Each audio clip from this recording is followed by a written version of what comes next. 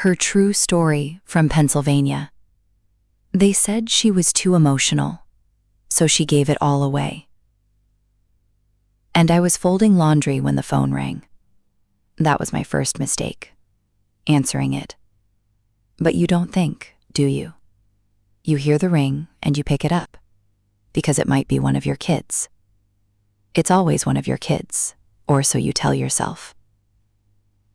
I had the TV on low, some daytime show about people redecorating kitchens. I wasn't watching it. I was just trying to fill the quiet. The house had too much quiet back then. My husband Tom was at work. He was 68 and still going to the office every day like a man half his age. He said he couldn't sit still. I think he just didn't want to be around me. But I didn't know that yet. I was folding his shirts, the blue ones first, then the white ones. He liked them folded a certain way, with the sleeves tucked under. I had been doing it that way for 42 years. My hands knew the motion better than my brain. So I let my mind drift while my fingers worked. The phone rang and I wiped my hands on my jeans and I picked it up. It was my daughter, Lauren. She said, "Mom, can you come over?" I said, "Sure, honey, what's wrong?" She said, "Nothing's wrong, I just need you to watch the kids for a couple hours." I said, "Of course, I'll be there in 20 minutes. That was what I did. That was my job. I watched the grandkids while Lauren and her husband Mark went to dinner or to the movies, or to whatever couple thing they needed to do. I never said no. Not once. Because I loved those kids. Henry was 7 with a cowlick that never lay flat. Sophie was 5, and she still called me Mamo, even though she could say Grandma perfectly fine. They were my whole world after Tom started staying late at the office. I had nothing else, just them. So I put the laundry down, I grabbed my keys, I drove the 12 minutes to Lauren's house on Maple Drive. The leaves were turning. It was early October. The sky had that pale blue color that looks almost white at the edges. I remember thinking it was a beautiful afternoon. I remember thinking how lucky I was. That was the last time I felt lucky. Lauren met me at the door with her coat already on. She looked tired. She always looked tired lately, but she said it was just work. She was a real estate agent, a good one. She made more money than Mark did. They had a nice life, a big colonial with a wraparound porch, 2 cars in the garage, a golden retriever named Barkley, who barked at everything, including his own shadow. Lauren kissed my cheek and said, "The kids are in the playroom, and there's leftover lasagna in the fridge if you get hungry." I said, "Go have fun." She smiled and walked out the door. I watched her get into her black SUV and back down the driveway. I waved. She didn't wave back. She was on her phone already. That was normal. Everyone was on their phone all the time. I didn't think anything of it. The kids were building a fort with couch cushions when I came in. Sophie screamed mammal and ran into my legs. Henry gave me a nod like a little businessman. He was serious, that one. Like his father. Mark had a way of looking at you that made you feel like you were being evaluated. I never liked it, but I never said anything because he made Lauren happy. Or I thought he did.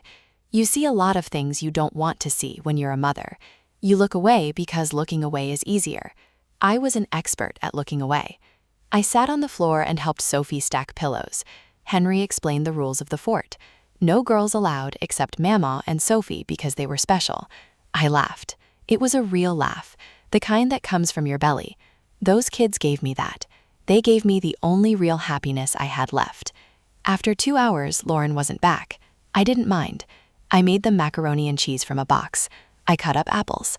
I read 3 stories about a mouse who wanted to go to the moon. Sophie fell asleep on my lap. Henry fell asleep on the couch.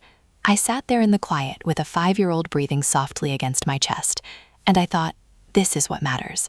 This is what I did everything for. All those years. All those sacrifices. The nights I stayed up with Lauren when she had croup. The college tuition I paid even though Tom said she should take out loans. The wedding I planned while Tom was on a business trip. The down payment I gave them for this house when Tom said they needed to stand on their own 2 feet. I went behind his back. I wrote the check from my own savings, the money my mother left me when she died. I gave it to Lauren because she was my daughter, and she needed it, and that's what mothers do. That's what I told myself.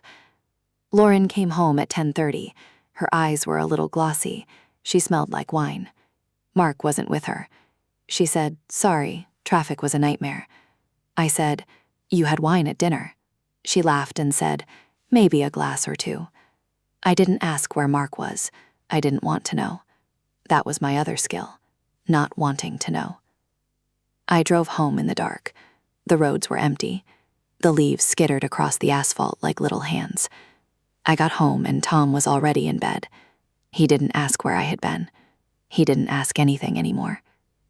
I stood in the doorway of our bedroom and watched him sleep. His mouth was open. His hand was on the other pillow, the pillow where I used to lay my head. I got undressed in the dark. I got into bed. I didn't touch him. He didn't touch me. That had been the pattern for 3 years. The next morning, I was making coffee when I saw the envelope. It was on the kitchen counter, a plain white envelope with my name on it in Lauren's handwriting.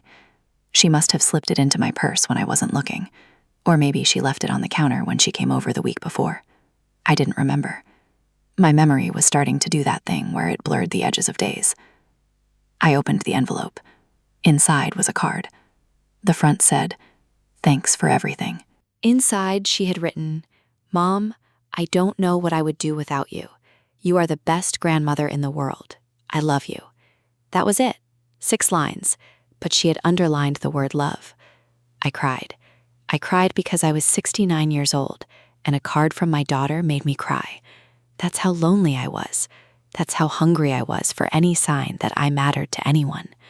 I put the card on the fridge, next to a drawing Sophie made of a cat that looked like a potato. I drank my coffee. I watered the plants on the windowsill. The philodendron Tom's mother gave us when we got married. It was still alive after all these years. That plant had survived more than I had. I called my sister Carol. She lived in Florida now. We talked once a week on Sunday afternoons. She asked how I was doing. I said fine. She asked if Tom was still being distant. I said he's just tired. She said, "You always say that." I said, "Because it's true." There was a long silence. Then Carol said, "I worry about you." I said, "Don't." She said, "Okay," but her voice said otherwise. We hung up. I stood in the kitchen with the phone in my hand and the morning light coming through the window, and I felt something pressing on my chest. Not pain exactly, just weight, like someone was sitting on me. I pushed it away. I was good at pushing things away. That afternoon, I went to the grocery store.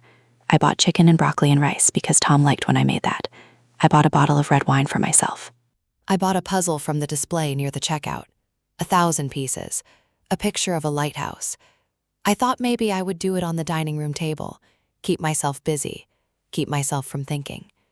The cashier was a young woman with purple hair. She said, "Have a nice day." I said, "You too." I drove home and put the groceries away. I started cooking. The chicken was almost done when my phone buzzed. A text from Mark. "Can you come over tomorrow around noon? I need to talk to you about something." I said, "Sure. Everything okay?" He said, "Yes, just want to chat." I didn't believe him, but I said, "Okay, see you then." The next day I showed up at noon. Lauren wasn't there. Mark said she had a showing. He sat me down at the kitchen table, the same kitchen table where I had fed Henry and Sophie macaroni and cheese 2 nights ago. Mark poured me a glass of water. He poured himself a glass of something brown, whiskey maybe. At noon. I noticed that. I noticed everything, but I didn't say anything. That was my pattern. Mark sat across from me. He folded his hands on the table. He looked at me with those evaluating eyes. He said, "Linda, we need to talk about the house." I said, "What house?" He said, "Your house, the one on Cedar Street, the one you and Tom own." I said, "What about it?" He said, "Lauren and I have been talking, and we think it's time for you and Tom to downsize. That house is too big for 2 people. You're paying taxes on 4 bedrooms you don't use. We think you should sell it and move into something smaller, maybe a condo, maybe even a retirement community, someplace with less maintenance, someplace where you don't have to worry about the lawn or the roof or the pipes freezing." I sat there. I felt the words land on me like raindrops, each one small but cold. I said, "Tom and I haven't talked about selling the house." Mark said, "Tom agrees with us. He said you've been resistant to change, but it's time." I said, "Tom hasn't mentioned this to me." Mark smiled. It was a thin smile, the kind of smile that doesn't reach the eyes. He said maybe he wanted me to bring it up. You know how Tom is. He doesn't like conflict. I didn't know what to say, so I said nothing. I sat there and looked at Mark's hands. He had nice hands, soft hands, hands that had never worked a real job. He was a marketing consultant or something. I never understood what he actually did. He wore expensive watches and drove a car that cost more than my first house. And he was sitting in his beautiful kitchen telling me to sell the only home I had known for 32 years. I said, I need to talk to Tom first. Mark said, of course. He stood up. The conversation was over. He walked me to the door. He said, thanks for coming by. I said, thank you for the water. I got in my car and I sat there for 5 minutes without starting the engine. I stared at the dashboard. The little light that says check engine had been on for months. I never got it fixed because Tom always took care of the cars, or he used to. Now he didn't take care of anything. I started the car. I drove home. Tom was in the garage when I got there. He was organizing tools.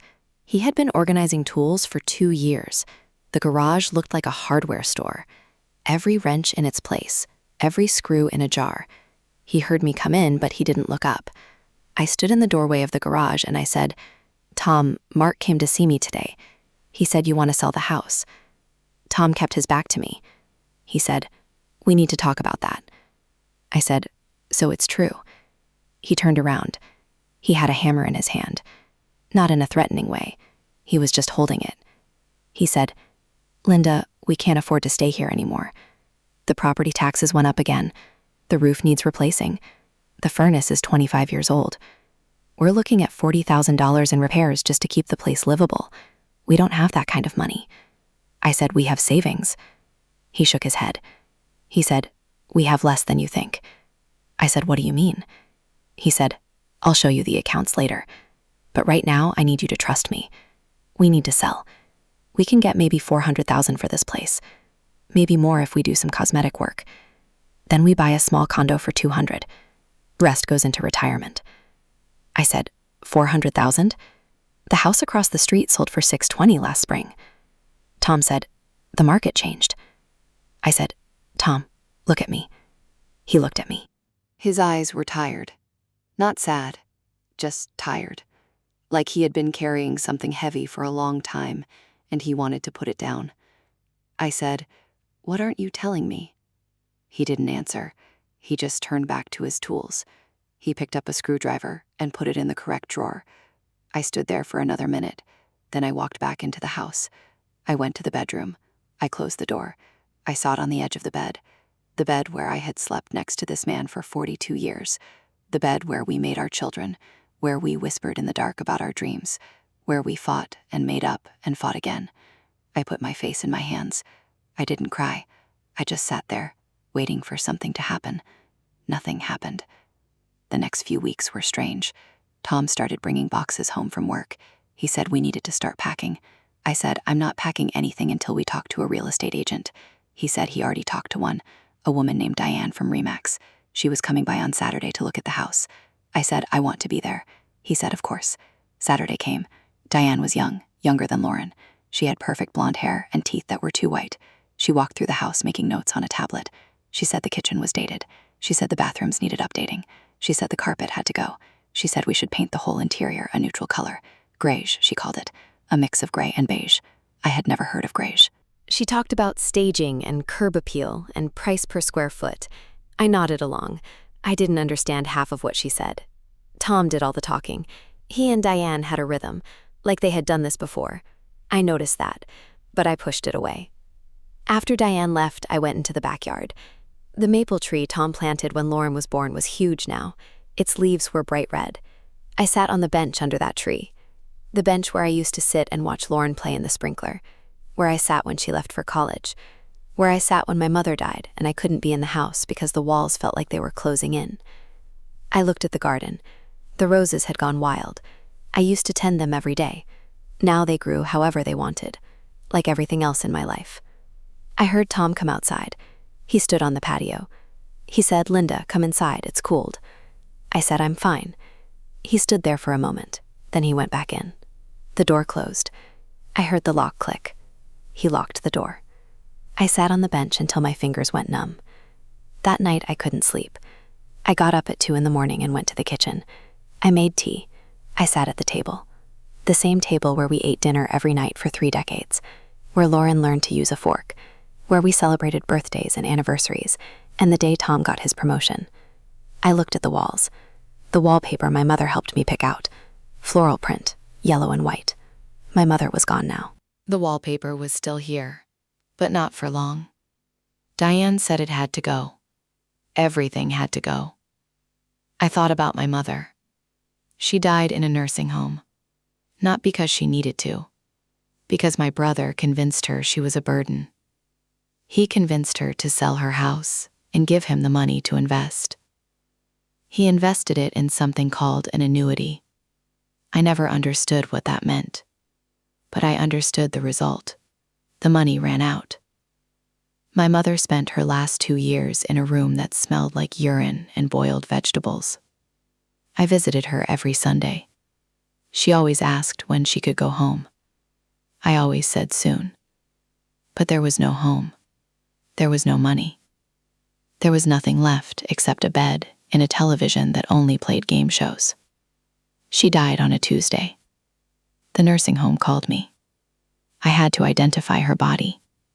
She looked small, smaller than I ever remembered. I held her hand. It was cold. I promised myself I would never end up like that. I promised myself I would keep my house. I would keep my money. I would keep my independence. Now Tom was taking all of it. I called my sister Carol the next morning. I told her everything. The house, Mark, Tom, the real estate agent with the fake teeth. Carol listened. Then she said, "Linda, you need to get a lawyer." I said, "A lawyer for what?" She said, "To protect yourself. Tom is up to something. Mark is up to something. You need to find out what." I said, "Tom wouldn't do anything to hurt me. We've been married for 42 years. Carol said, "Mom thought the same thing about Dad. And look what happened." I didn't say anything. Our father had an affair when Carol and I were teenagers. He left our mother for a woman half his age. He drained the bank account on his way out. Our mother spent the rest of her life catching up. She never remarried. She never trusted anyone again. She died alone in that nursing home because of a man. I had spent my whole marriage telling myself Tom was different. Tom was faithful. Tom was honest. Tom would never. But Tom was locking the door when I was in the backyard. I called a lawyer the next day, a woman named Patricia. She was in her 50s, gray hair cut short, glasses on a chain. She looked like the kind of woman who had seen everything and didn't flinch anymore. I sat in her office on a Tuesday afternoon. The walls were beige. The chairs were uncomfortable. Patricia asked me questions, lots of questions, about the house, about the bank accounts, about Tom's retirement, about Lauren and Mark, about the money my mother left me. I answered as best I could, but I realized I didn't know much. Tom handled the finances. Tom always handled the finances. I trusted him. That was my crime. I trusted him. Patricia asked if I had access to the joint bank accounts. I said yes, but I never looked at them. She asked if I had ever signed anything without reading it. I said probably. She asked if Tom had ever asked me to sign a quitclaim deed or a power of attorney. I said no. She asked if I was sure. I said I think so. She wrote something in her notebook. Then she looked at me over her glasses and said, "Linda, I'm going to be honest with you. This doesn't look good." I said, "What doesn't look good?" She said, "The fact that your husband wants to sell the house without showing you the accounts. The fact that your son-in-law is involved. The fact that your daughter hasn't said a word to you about any of this." I said, "Lauren doesn't know." Patricia raised an eyebrow. She said, "Are you sure about that?" I wasn't sure. I wasn't sure about anything anymore. That night, I did something I had never done before. I went through Tom's desk. He was in the shower. I had maybe 10 minutes. The desk was in the den, a big oak desk he had inherited from his father. I opened the drawers. The top drawer had pens and paper clips and old receipts. The second drawer had manuals for appliances we no longer owned. The bottom drawer was locked. I had never seen that drawer locked before. I looked around. The key was probably on his keychain, but I didn't have time to find it. I looked under the desk. Sometimes people tape keys to the underside. I ran my hand along the wood. Nothing. I looked in the pencil cup on top of the desk, under the blotter, behind the calendar. Nothing. I heard the water stop. The shower turned off. I closed the drawers. I sat back on the couch. My heart was pounding. I picked up a magazine and pretended to read it. Tom came out in his bathrobe. He didn't look at me. He went into the bedroom and closed the door. I sat there holding the magazine upside down. The next day I went back to Lauren's house. I didn't call first, I just showed up. That was unlike me. I always called first. But I needed to see her face. I needed to look into her eyes and ask her what was happening. I knocked on the door. Sophie answered. She was wearing a princess dress and plastic heels. She said, "Mama, come see my new doll." I said, "In a minute, sweetie." I looked past her into the house. Lauren was in the kitchen. She was on the phone. She saw me and her face changed. Just for a second, something flickered. Then she smiled and said, "Mom, what are you doing here?" I said, "We need to talk." She said, "Can it wait?" I said, "No." She told Sophie to go play in her room. Sophie ran off. Lauren and I sat at the kitchen table, the same table where Mark had told me to sell my house. Lauren looked at me with her father's eyes, those tired eyes. I said, "Honey, what is going on with the house?" She said, "Mom, Dad told you. We think you should downsize." I said, "That's not what I'm asking. I'm asking why you and Mark are involved. I'm asking why Tom is locking drawers. I'm asking why I feel like I'm being pushed out of my own life." Lauren looked down at the table. She traced a circle with her finger. She said, "Mom, I love you. You know that." I said, "I know." She said, "Mark and I have been struggling. With money, with everything. His business isn't doing well. We've been living off credit cards for months. I didn't want to tell you. I was embarrassed." I said, "Honey, why didn't you say something?" She said, "Because you've already done so much for us. The down payment on this house, the money for Sophie's medical bills when she had pneumonia, the car you gave us when ours broke down. I couldn't ask for more." I said, "You're my daughter. You can always ask for more." She looked at me. Her eyes were wet. She said, "Dad said if you sold the house, he could give us some of the money, enough to pay off our debt, enough to start over." I didn't want to ask you directly because I knew you would say yes, and I didn't want to take advantage. But Dad said it was the right thing to do. He said you weren't using the house anyway. He said you just sit there all day doing nothing. I felt those words like a knife. She said it without thinking, like it was a fact, like I was a ghost in my own home, sitting there doing nothing. I said, "Lauren, I raised you. I gave up my career to be home with you. I changed your diapers. I stayed up with you when you were sick. I drove you to ballet and soccer and piano even when I was exhausted. I paid for your college. I gave you my mother's inheritance. And you think I sit there doing nothing?" Lauren started crying. She said, "Mom, that's not what I meant." I said, "What did you mean?" She said, "I meant you're retired. You don't work anymore. The house is too big. It doesn't make sense to keep it. Dad said we could all benefit from selling it. He said we could take care of you. You could live near us, in a condo. We could see you every day." I said, "I see you every day now. I watch your children for free. I cook for you. I clean for you. I am your unpaid nanny and your cook and your housekeeper and your therapist. And now you want my house?" Lauren stopped crying. Her face went still. She said, "Mom, you're being emotional." I said, "Yes, I am emotional. I am a human being. Human beings have emotions." She said, "I just meant you're not thinking clearly." I stood up. I said, "I am thinking more clearly than I have in years. I am thinking about how my daughter just told me I sit around doing nothing. I am thinking about how my son-in-law looked at me like I was an obstacle. I am thinking about how my husband locks drawers and makes plans behind my back. I am thinking about how my mother lost everything because she trusted the wrong people, and I will not be her.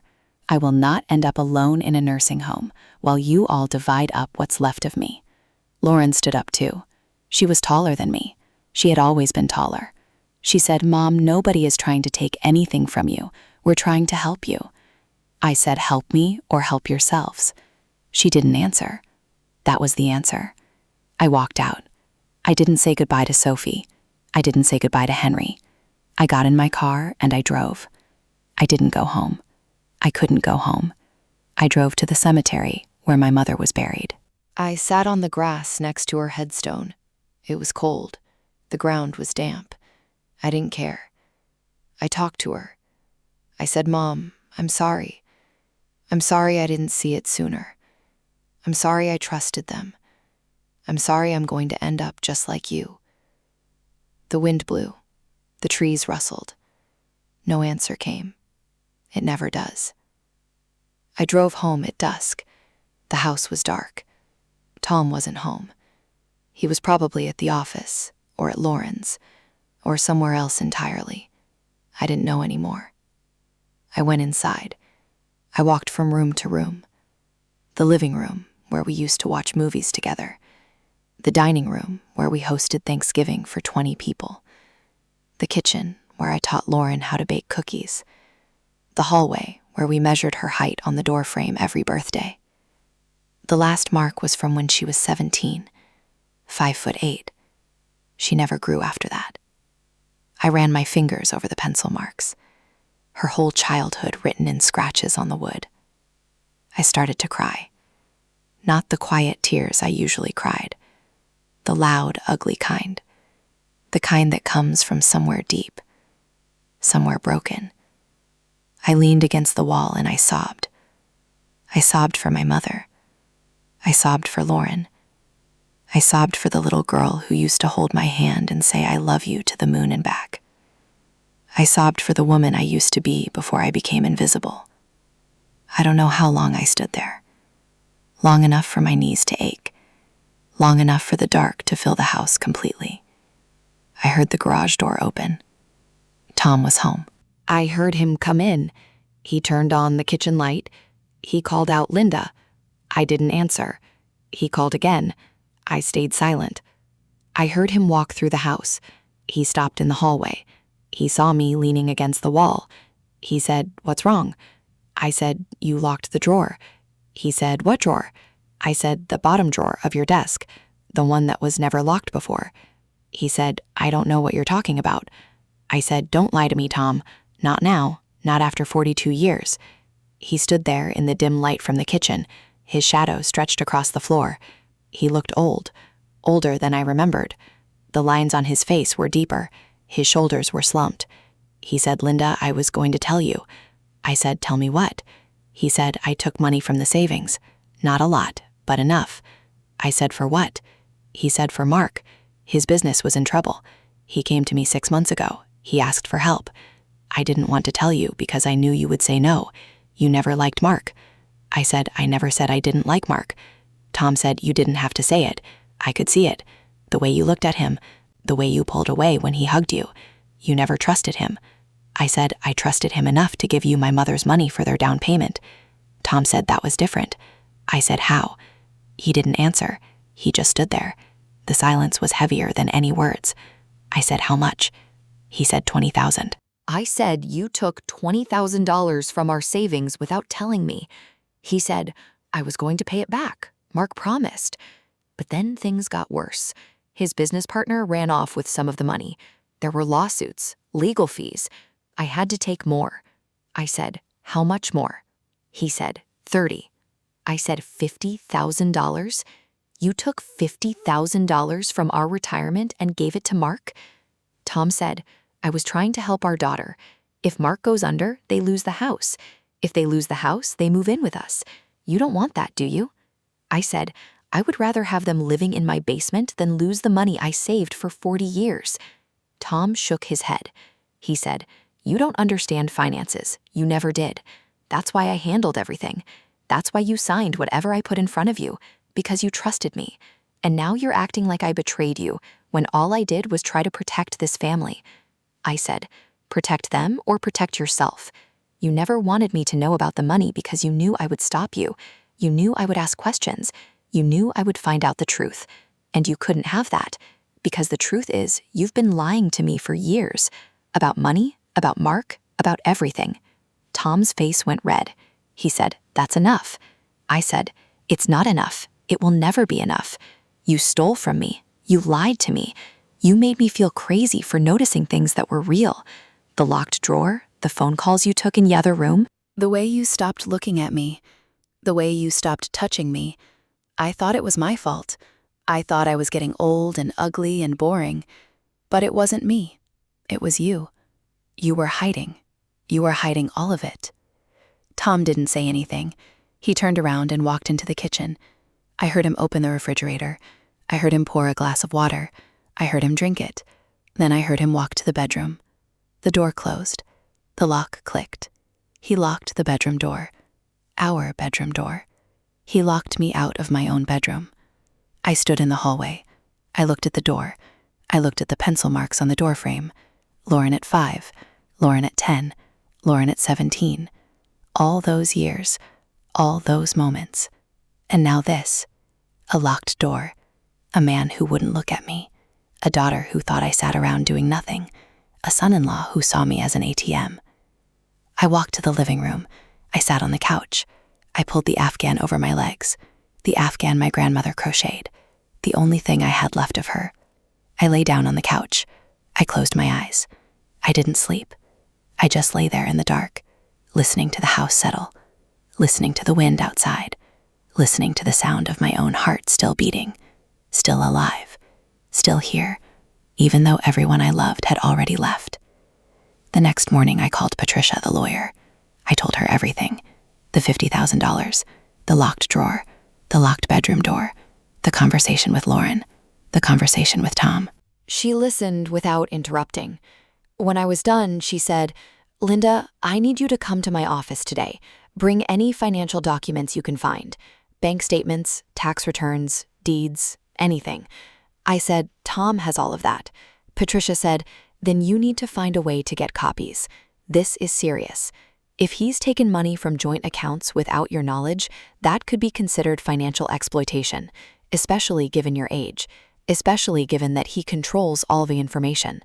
I said, "He's not a bad man. He's just scared." Patricia said, "Linda, I've been doing this for 30 years.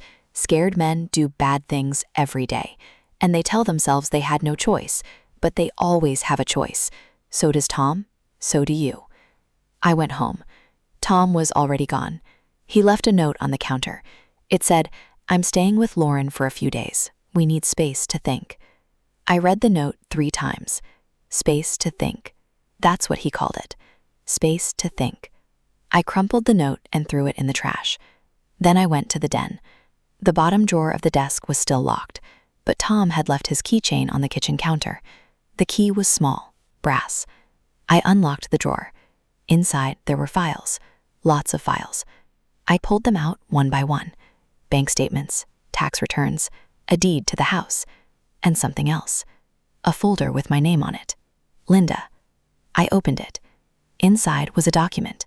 It was a power of attorney, dated 6 months ago, with my signature at the bottom.